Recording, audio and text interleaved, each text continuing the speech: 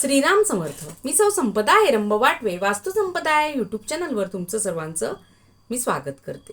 प्रश्न तुमचे उत्तर वास्तू संपदाचे या सिरीजमध्ये आपलं सर्वांचं मी स्वागत करते.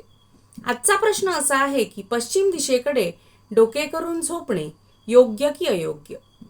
वास्तुशास्त्राप्रमाणे पश्चिमेकडे डोके करून झोपणे अयोग्य किंवा मध्यम स्वरूपाचे मानले जाते.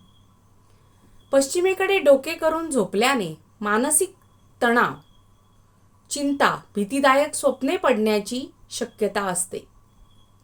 यामुळे घरामध्ये कलह निर्माण होऊ शकतात किंवा आर्थिक अडचणींना सामोरे जावे लागू शकते.